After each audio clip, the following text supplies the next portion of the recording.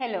इस वीडियो में हम ऑप्टिमाइज केएनएन और उसका तरीका है केडी ट्रीज, इसके बारे में पढ़ेंगे।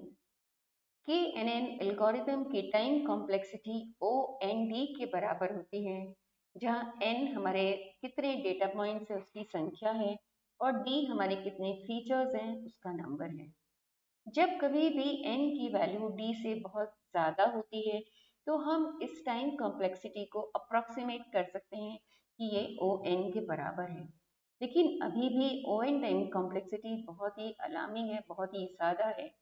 हम इस टाइम कॉम्प्लेक्सिटी को ओ लॉग एन करना चाहते हैं।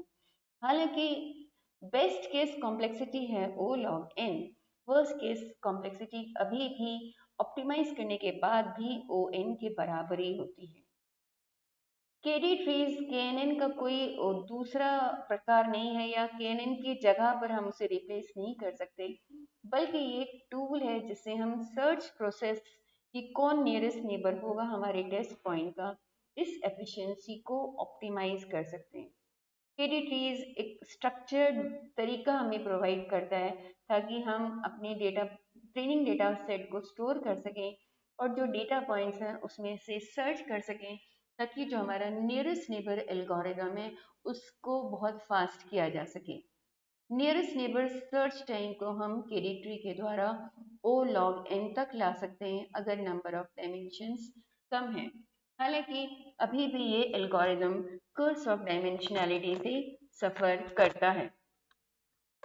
इसके अलावा केडी ट्रीज क्या है, जनरलाइजेशन है बाइनरी सर्च ट्रीज का, यानी कि जैसा कुछ हम बाइनरी सर्च ट्रीज में करते थे लगभग वैसा ही कुछ हम इसमें करते हैं, लेकिन थोड़े और बड़े रूप में।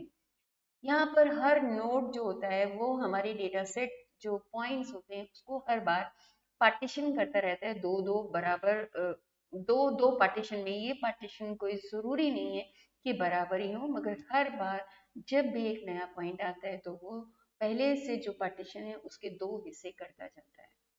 तो जो रूट नोड है वो एक ऐसा पॉइंट है जो कि सारे ही क्लाउड को रिप्रेजेंट करता है, और जो लीव्स हैं वो हमारे जो अलग अलग पार्टीशन हैं जो कि एक दूसरे से बिल्कुल सेपरेट हैं उनको शो करता है। इन लीव्स को हम बकेट्स भी कह सकते हैं, और ये जो बकेट्स हैं ये पॉइंट सेट को ही रिप्रेजेंट करती हैं। जैसे जैसे हम केडी ट्री में अलग अलग लेवल ऊपर से नीचे की ओर जाते हैं तो हम यहाँ पर एक वर्ड यूज करते हैं जिसे हम कहते हैं कटिंग डायमेंशन। यानी कि जब भी हम केडी ट्री को ट्रेवर्स करेंगे ऊपर से नीचे की ओर तो हम हमेशा जो हमारा इंडेक्स है वैल्यूज लिस्ट में से उससे साइकिल करते हैं। इसका अर्थ है कि हमारे पास अगर मान लीजिए एक्स वाई जेड तीन इंडेक्स हैं तो पहले लेवल पर हमारा इंडेक्स होगा एक्स, फिर हम साइकिल करेंगे और नेक्स्ट लेवल पर जब हमारा इंडेक्स होगा वाई, फिर हम वापस से, क्योंकि हम साइकिल करते रहते हैं इंडेक्स के थ्रू, तो हमारा नेक्स्ट लेवल पर जो साइकिलिंग इंडेक्स होगा वो जेड। फिर वापस से अगर ट्री में कुछ और नोड्स बच रहे हैं तो वापस से एक्स, फिर वाई, फिर जेड, इस तरह से जब तक हमारी लिस्ट पूरी नहीं हो जाती तब तक हम इस तरह से साइकिल थ्रू द इंडेक्स करते रहते हैं। आइए अब केडी ट्री कैसे बिल्ड करते हैं इसको एक एक उदाहरण के तौर पर देखते हैं। यहाँ पर हमारे पास कुछ पॉइंट्स दिए हुए हैं A B C D E and F. हमें इन पॉइंट से केडी ट्री और स्पेस पार्टीशनिंग रीजन बनाना है। क्योंकि फर्स्ट पॉइंट A23 है तो हमने ए फर्स्ट नोड बना दिया। उसके बाद अगला पॉइंट बी है 5,4। अब 5 जो है वो 2 से ज़्यादा है तो 5,4 हमारे 2,3 के राइट में आ जाएगा। नेक्स्ट पॉइंट है सी 9,6। हम वापस से 9 जो है वो 2 से बड़ा है, इसलिए ये हमारे 2, 3 के राइट ब्रांच में ही आएगा। अब हमारे पास नेक्स्ट नोड यहाँ पर जो हमने बनाया है वो है 5,4। अब जब हम इस नोड पर देखेंगे तो ये 4 और 6 को देखेंगे तो 9, सी पॉइंट में जो 6 है वो 4 से बड़ा है, पॉइंट बी में जो 5,4 है उस 4 से बड़ा है, तो हम 9,6 को 5,4 की राइट ब्रांच में डालेंगे। नेक्स्ट पॉइंट है डी 4,7। वापस से 4 जो है वो 2 से बड़ा है तो ये इसके राइट ब्रांच में ही आएगा। हम नेक्स्ट लेवल पर आते हैं 5,4।